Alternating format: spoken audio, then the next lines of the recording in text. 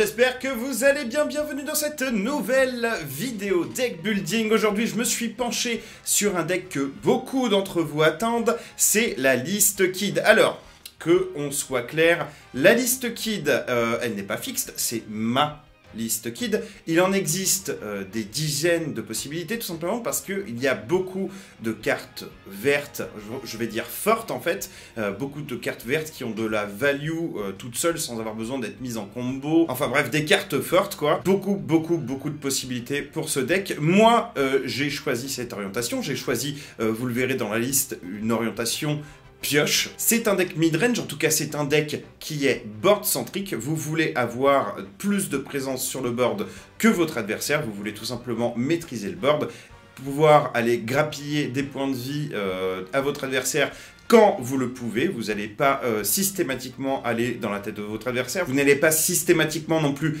clean l'entièreté du board adverse. Il va falloir voilà, jauger à quel moment vous allez taper dans la tête de votre adversaire, à quel moment vous allez clean son board. Toujours est-il que l'objectif dans ce genre de deck, c'est de toujours avoir la plus grosse présence sur le terrain. Voilà, ne pas laisser se faire submerger par son adversaire. Donc il y a une dynamique, on va dire, assez contrôle dans le deck, mais il y a aussi une dynamique, bien sûr, forcément agressive, puisqu'au bout d'un moment, va falloir sortir les gros monstres. Donc je me répète encore une fois, hein, ce n'est pas forcément la meilleure liste, c'est pas forcément la plus adaptée à votre style de jeu. Il y a plein de cartes qui peuvent vous aller beaucoup mieux dans ce deck. Hein. Il y a des cartes, voilà, vous allez la jouer une carte plus qu'une autre parce que vous êtes plus confortable avec elle, ou parce que par exemple dans la boutique où vous jouez, vous allez être 8 joueurs, 16 joueurs dans votre boutique. Voilà, vos adversaires, ça va être 9 Kaido, 9 Roronoa-Zoro, vous allez adapter forcément votre deck en fonction des decks que vous allez rencontrer. Donc bref, voilà, ça c'est ma liste à moi.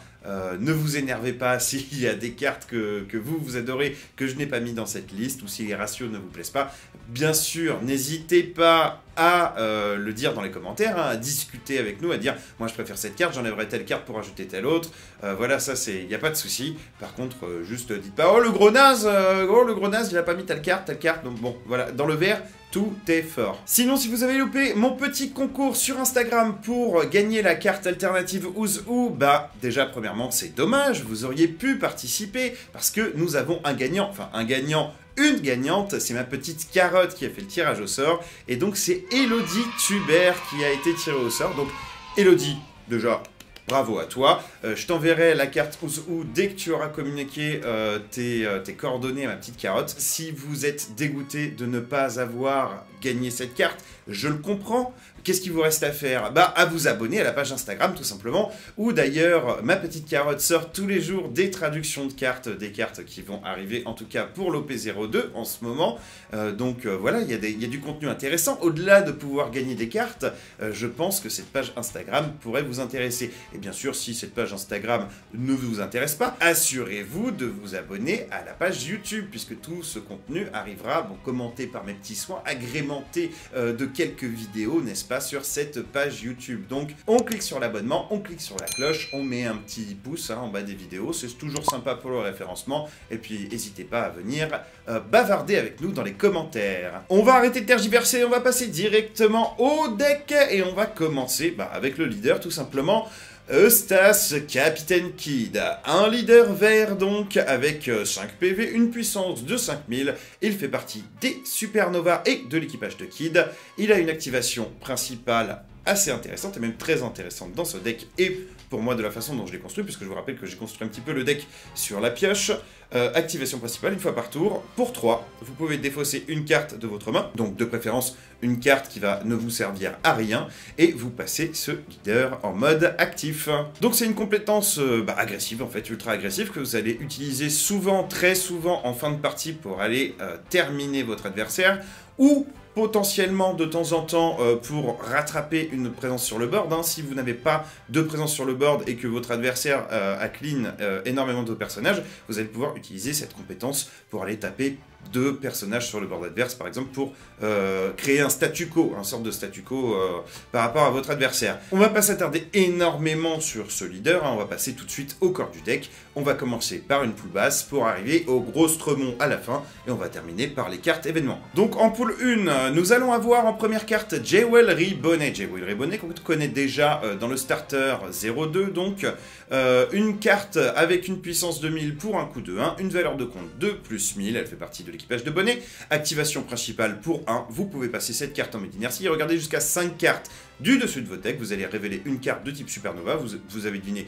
on a beaucoup de Supernova dans notre deck, et on l'ajoute à notre main, on place le reste des cartes en dessous de notre deck, dans l'ordre de notre choix. Dans chaque deck, il faut un tuto, hein, et ici, bah, c'est le tuto tout simplement des Supernova. Vous verrez qu'on a deux composantes dans ce deck. Premièrement, les Supernova. Deuxièmement, forcément, le Pays des Wa, qui sont, on va dire, les deux archétypes représentés pour l'instant dans la couleur verte. D'ailleurs, en parlant de ça, le deuxième tuto, ce sera forcément Momonosuke. Momonosuke qui a exactement le même intérêt, sauf que lui, il a une puissance de 0. Bon, ça, à la limite, c'est pas trop grave cette fois-ci.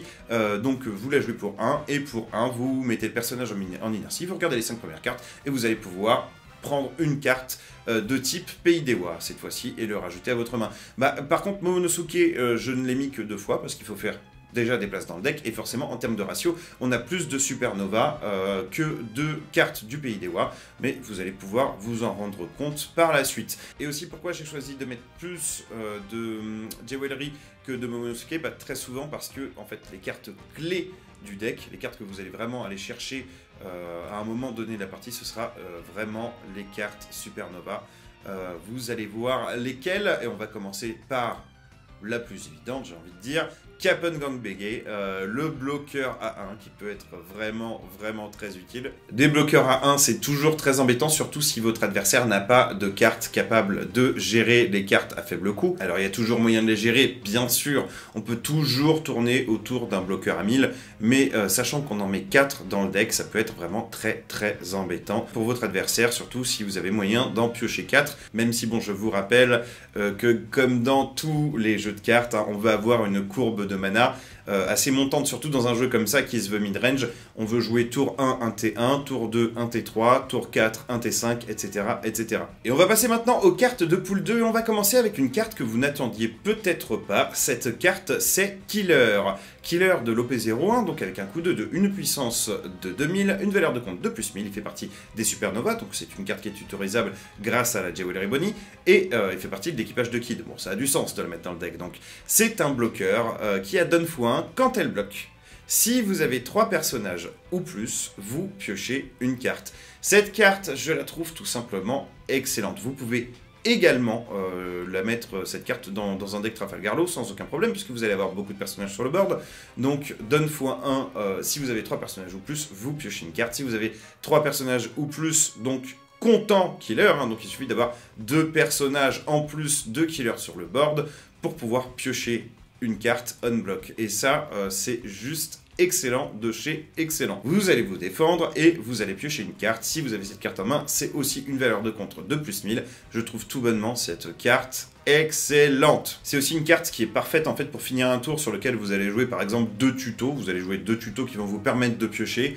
Derrière, bon, ils seront en inertie, donc ils vont être un petit peu vulnérables, mais vous pouvez les protéger avec cette petite carte qui vont vous permettre de piocher une carte en plus. Vous, à ce moment-là, créez énormément de value. Vous faites tourner votre deck, vous allez chercher les cartes qu'il vous faut pour les tours d'après, et ça, c'est très important. On continue avec l'une des meilleures cartes à 2 pour moi, c'est Nekomamushi. Quand jouez, vous placez un personnage de votre adversaire avec un coût de 3 ou moins en mode inertie. Alors ça, c'est particulièrement une carte que vous allez garder pour cet effet particulier. Bien sûr, il a une valeur de contre de plus 1000 et une puissance de 3000, mais vous allez très rarement, la jouer pour sa puissance, pour créer une puissance sur le board. Vous allez la garder en main si votre adversaire n'a rien à jouer, parce que ce que vous voulez, c'est mettre des cartes à 3 ou moins en inertie, typiquement des bloqueurs, des cartes qui sont capables d'attaquer au tour d'après pour votre adversaire, et tout simplement pouvoir vous débarrasser de la menace ou des petits bloqueurs qui vont vous embêter pendant votre tour. Donc voilà, c'est vraiment pour moi une carte excellente. Des cartes à 3 ou moins, des cibles comme ça, il y en a énormément dans le jeu. Je connais pas un deck typiquement qui ne joue pas 8 cartes à 3 ou moins, ça n'existe pas. Donc voilà, Nekomamushi, sans hésiter, vous le mettez à x4 dans tous les decks Kid. De toute façon, je ne veux rien savoir, dans toutes les versions, cette carte, elle doit y être. Et on passe maintenant à la dernière carte de la poule 2, ce sera Scratchman Apu. Scratchman Apu, pourquoi je l'ai choisi? Pour deux raisons. La première et la plus évidente, c'est une carte qui a une valeur de contre de plus 2000. Elle fait partie des supernovas, donc elle est tutorisable, et c'est également une carte qui peut vraiment avoir un impact sur la game. Je m'explique. Vous allez jouer contre violet ou vous allez jouer contre rouge. Typiquement, le violet et le rouge, ce sont des cartes qui vont mettre des cartes événements défensives, alors défensives dans leur deck, qui vont donc demander d'avoir des cartes don actives à la fin du tour. Typiquement pour le rouge, pour 1, il y a une carte événement qui donne plus 3000 de valeur de contre. Ici, vous jouez Scratchman Apu, vous prévoyez un petit peu ces moments où ça va tomber, vous la gardez en mode actif, hein, de toute façon. Vous vous en servez comme paratonnerre, vous allez attendre le moment où votre adversaire va garder des cartes en mode actif, et là, vous attaquez avec, vous retirez les cartes en mode actif de votre adversaire, il ne pourra pas activer les cartes événements pour votre plus grand bonheur, et il ne pourra pas se défendre avec les cartes qu'il a en main. Mais je pense également au deck Kaido, le deck Kaido, hein, avec par exemple le Thunder Baga ou l'autre carte à 1, je me souviens plus comment elle s'appelle. Très souvent, un Kaido va finir son tour avec des cartes en mode action. Si le Scratchman Apu il est là et que votre adversaire l'a pas géré, vous pouvez attaquer avec en début de tour. Voilà, ça le force à utiliser ces cartes événements assez tôt ou pas du tout en fait, tout simplement. Si le mec il a que Thunder Baga en main, ça demande deux cartes en mode actif pour être activé. Vous en mettez une en mode inertie, c'est terminé, il peut plus se défendre à 4000. Donc c'est vraiment très très efficace. Donc voilà, double sens d'utilisation pour Scratchman Apu. On va quand même pas se mentir, très souvent on va le garder pour les plus de 1000 de valeur de contre. Mais néanmoins, il faut quand même se dire qu'on peut l'utiliser de cette façon un petit peu plus agressive. Voilà, surtout quand on joue, retenez bien, hein, contre le rouge ou contre le violet. Et on va maintenant passer aux cartes de pool 3 et on va commencer avec Iso. Iso, donc une carte à 3000 avec un coût de 3, donc pas terrible au niveau des stats. Ceci dit, quand vous jouez ce personnage, vous mettez un personnage adverse avec un coût de 4 ou moins en mode inertie. Et ça, c'est très très fort. Les cartes à 4, en général, c'est des cartes chiantes qui commencent à être quand même assez puissantes. Voilà. Vous la mettez en mode inertie. Et là, vous pouvez la gérer. Vous pouvez vous faire plaisir. Pour 3, vous pouvez gérer une carte un peu relou avec, par exemple, votre leader. Voilà, vous n'avez même pas besoin de présence sur le board avec votre leader. Vous pouvez le booster. Hop, allez gérer une carte à 4 ou moins sur le board adverse. C'est très, très fort. C'est une carte qui fait partie du Puits des Wa, donc qui est tutorisable avec Momonosuke, mais qui a également une valeur de contre de plus de 1000. Donc c'est pour ça que cette carte est également en x4 dans le deck. C'est une carte qui a une valeur extrêmement défensive, mais aussi extrêmement offensive. Et cette fois-ci, on va pas vraiment la garder pour les plus de 1000. On aura vraiment tendance souvent à la jouer pour tout simplement mettre une carte en mode inertie sur le board adverse. Pour 3, c'est vraiment balèze de chez balèze. La prochaine carte, c'est forcément Okiku. Okiku, bah oui, qui fait partie du Pays des Wa, également tutorisé par Momonosuke. Coût de 3, puissance de 5000. Cette fois-ci, on est sur une carte beaucoup plus offensive et tout aussi méchante, puisque donne x1, quand cette carte est attachée donc d'une carte donne, quand vous attaquez avec elle, vous placez un personnage adverse avec un coût de 5 ou moins, cette fois-ci en mode inertie. Donc, littéralement, la moitié des boss du jeu. Et quand je dis la moitié, je suis gentil, parce que en fait, il y a énormément de boss à 5 dans le rouge, énormément de boss à 5 dans le vert, mais on a également aussi énormément de cartes à 5 dans le bleu. Donc voilà, littéralement, Okiku, elle vous permet de gérer, mais vraiment, allez, je vais être gentil, 80% des cartes qui sont jouées actuellement.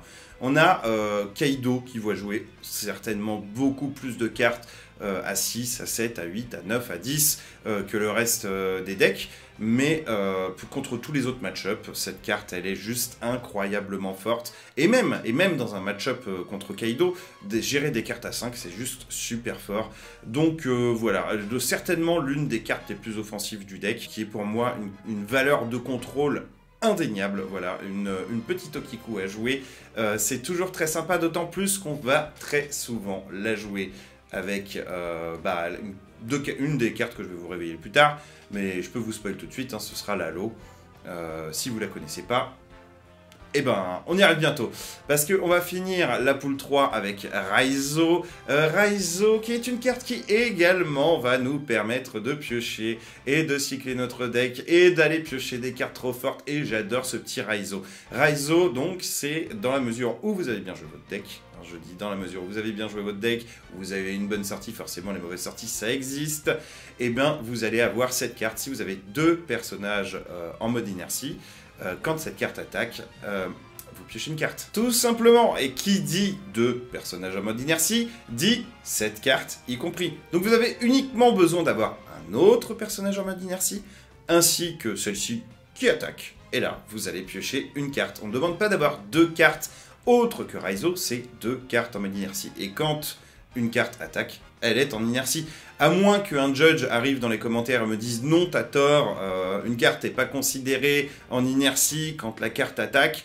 Pour moi, c'est comme ça que j'interprète le texte de cette carte. En tout cas, c'est comme ça qu'on fait à la boutique. Donc, écoutez, dites-moi si je me trompe. Donc un coup de 3, une puissance de 4000 brut, que vous pouvez facilement faire monter à 5000. Vraiment, vraiment très très sympa. Bien sûr, elle est limitée à une fois par tour. Enfin, cet effet de pioche est limité par une fois par tour. C'est normal puisque dans le vert, on peut détaper nos cartes à 3, vous le savez. Quoi, vous n'avez pas vu la vidéo sur le deck Kozuki Oden? Mais allez la regarder! On va passer maintenant aux cartes un petit peu plus balèzes du deck. J'ai nommé la poule 5 et on va commencer avec Trafalgar Law. La Trafalgar Law dont je vous parlais tout à l'heure. Une carte avec un coup de 5, une puissance de 6000, pas de valeur de contre, qui fait partie des supernovas, donc tutorisable avec Jewelry. C'est un bloqueur à 6000, intéressant. Quand vous la jouez, vous pouvez retourner un de vos personnages dans votre main, et vous jouez un personnage avec un coup de 3 ou moins depuis votre main. Donc littéralement la moitié du deck qu'on vient de voir juste avant, l'intégralité du deck qu'on vient de voir juste avant, pardon, et donc la moitié du deck par extension. Donc voilà, vous allez reprendre par exemple un petit Momonosuke, vous avez fait l'effet de Momonosuke, vous le reprenez en main, vous jouez un Raizo, au tour d'après vous piochez. What the fuck? What the fuck, man? Bien sûr, cette carte on l'a déjà vue dans le deck Trafalgar Law, c'est une carte typiquement combo mais qui est excellente dans ce deck, excellente dans tous les decks verts, j'imagine, en plus. Un bloqueur à 6000, c'est balèze, mais si vous avez l'avantage sur votre adversaire, que vous avez l'intention de terminer votre adversaire au tour d'après, vous pouvez toujours la garder en mode actif pour pouvoir vous en servir tout simplement en valeur offensive.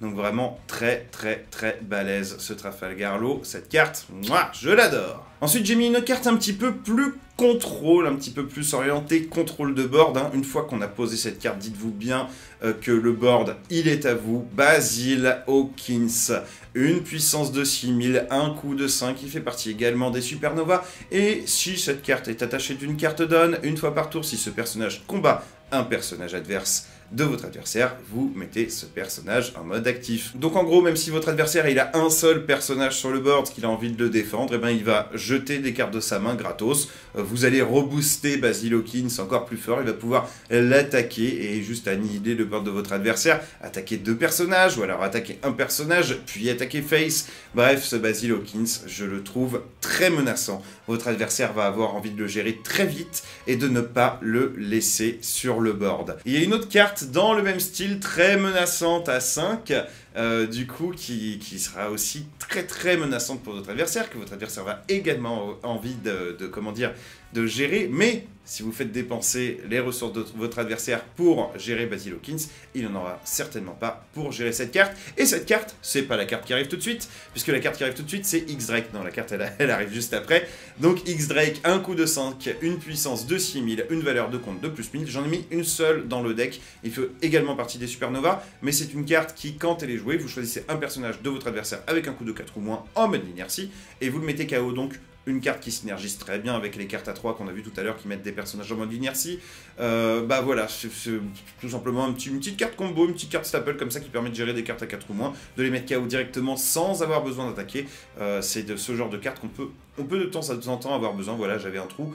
Personnellement, je me suis dit que cette carte, elle rentrait bien dans la courbe, elle rentrait bien dans le deck.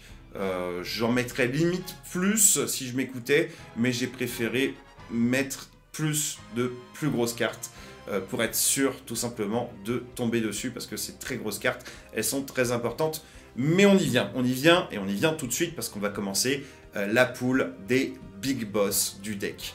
Et on va commencer par la plus belle, j'ai nommé Yamato. La belle Yamato, la belle secrète rare. Alors vous l'avez compris, ce deck n'est pas budget du tout. Un coup de 5, une puissance de 5000, une valeur de contre de plus 1000. Elle fait partie du pays des Wa, donc elle est tutorisable par Momonosuke. Vous pouvez traiter le nom de cette carte comme étant Kozuki Oden. Ça sert à quoi? Bah ça sert à rien, c'est RP. Elle se prend pour Kozuki, donc laissez-la vivre. Ça servira, ceci dit, pour l'OP02. Vous ne savez pas de quoi je parle? Abonnez-vous à Instagram. Donc, cette carte qui a tout simplement les deux mots-clés les plus balèzes du jeu, j'ai nommé double frappe et banish. Si vous agressez votre adversaire avec cette carte, votre adversaire perd 2 points de vie, et au lieu de les rajouter à sa main ou de déclencher les effets trigger, ils vont directement dans la défausse. À la poubelle les PV. Cette carte, elle est juste incroyable. Si vous avez fait peur à votre adversaire avec Hawkins, que votre adversaire se jette sur votre Hawkins, et ben Hawkins est devenu un paratonnerre. Et derrière, vous allez installer Yamato, tranquillou, bilou. Et là, votre adversaire, il va transpirer. Il va commencer à mettre des bloqueurs, mais vous allez mettre des cartes qui les mettent en inertie. Là, vous allez attaquer, vous allez tout donner avec votre Yamato. Et là, c'est la PLS du joueur français, je peux vous l'assurer. Cette carte, je l'adore. Elle est difficile à mettre en place, hein, parce qu'au final, elle est facilement gérable. Et encore pour l'instant, on est relativement tranquille. Croyez-moi qu'à l'OP03, hein, j'ai déjà mes informations, ça va changer. Mais là, ouais, Yamato, pour l'instant, c'est free. Il faut absolument la mettre dans les decks verts. Je sais qu'il y en a qui sont frileux, parce qu'on va dire, ah, ça synergise pas, etc. Mais regardez ce body! On est à 5000, double frappe, banish. C'est horrible pour votre adversaire. Il n'a pas envie de voir cette carte sur le terrain. Vraiment, vraiment. Donc n'hésitez pas à les mettre dans vos decks verts. N'hésitez pas à vous amuser. Je ne l'ai pas mis dans mon deck Trafalgar Law exprès parce que je voulais vraiment garder cette dynamique combo. Mais au fond de moi, je regrette. Vraiment, au fond de moi, je regrette. Cette carte, elle est juste incroyable. On va pas s'attarder plus dessus, même si j'aurais envie de la regarder toute la journée. On va passer à la carte suivante. Et la carte suivante, c'est une carte du deck de démarrage. La carte Eustace Captain Kidd A7. Donc, un coup de 7, une puissance de 7000, qui fait également partie des Supernovas. C'est une carte bloqueur à 7000, très intéressant. Et donne x1. À la fin de votre tour, vous pouvez passer ce personnage en mode actif. Donc, en fait, c'est une carte qui va servir à deux choses. Bien sûr, à bloquer une attaque, hein. Si votre adversaire vous attaque à 5000, vous bloquez à 7000, ça mange pas de pain. Mais également, au tour suivant, bah, tout simplement d'attaquer très très fort votre adversaire, de le détaper et de vous en resservir comme bloqueur. C'est vraiment une excellente carte.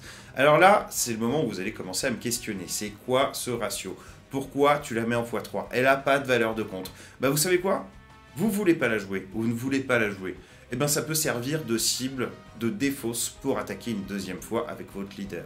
Voilà pourquoi j'ai mis un ratio de 3. Et la prochaine carte, c'est pareil, je l'ai mis en x3 pour exactement la même raison. Le Eustace Captain Kidd A8, vous le jouez, vous le mettez en inertie, vous jouez une carte à 3 ou moins depuis votre main, vous mettez une carte donne en dessous de cette carte et pendant le tour adverse, votre adversaire est obligé de se débarrasser du Captain Kidd avant de pouvoir espérer attaquer votre leader ou même toute autre carte sur le board.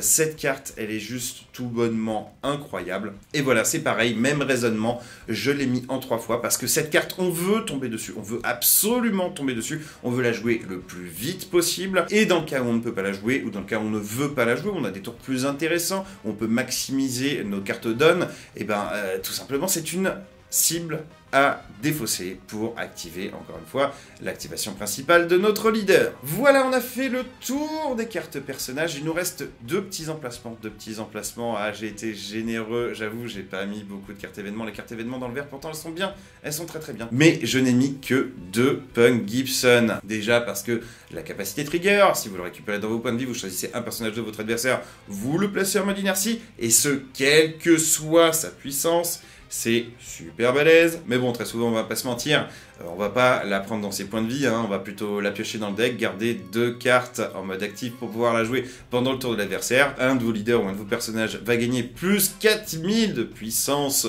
pendant la durée du combat, donc très très fort. Et puis vous placez un personnage de votre adversaire avec un coup de 4 ou moins en mode inertie. Très souvent, vous allez éviter une attaque ou mettre en inertie un bloqueur, c'est toujours agréable. Voilà, je vais conclure sur cette carte événement. J'espère que ce deck vous a plu. Moi, personnellement, elle me donne envie, bien sûr, je l'adore. Mais vous allez me dire, il y a peut-être toujours moyen de l'améliorer. Si vous avez des idées, n'hésitez pas, encore une fois, à les mettre dans les commentaires. En tout cas, sachez pour moi que ce leader, et tout simplement la couleur verte, c'est l'une des cartes les plus fortes à jouer pour le moment en OP01. C'est vraiment un deck qui est capable de gérer tout type de situation, pourvu qu'on sache vraiment jouer, parce qu'il faut vraiment connaître la méta, il faut vraiment connaître les decks adverses, parce qu'il faut garder ses ressources les plus importantes pour les jouer au moment les plus opportuns. Des fois, il faut juste se contenter d'attendre que notre adversaire joue telle ou telle carte pour pouvoir développer son jeu. On sait que les decks bleus peuvent très facilement renvoyer des cartes à 5 en dessous du deck ou dans la main. On sait que les decks violets peuvent très facilement gérer des cartes à 3 ou moins. On sait que les matchs miroirs vont être très compliqués parce que ça va mettre des cartes en inertie dans tous les sens. On sait que les decks rouges peuvent très facilement gérer des cartes à 8000, des cartes à 6000. Et si vous ne le savez pas tout ça, eh ben, je vous invite tout simplement, si ce n'est pas encore fait, à vous abonner pour vous renseigner sur tous les autres decklists et pouvoir tourner autour de cette méta qui est pour l'instant très juteuse, très savoureuse et ma foi très bien équilibrée. Sur ce les petits pirates, je vous laisse comme d'habitude, je vous fais des gros bisous et je vous dis à la semaine prochaine, peut-être parce que je suis en vacances. Ciao!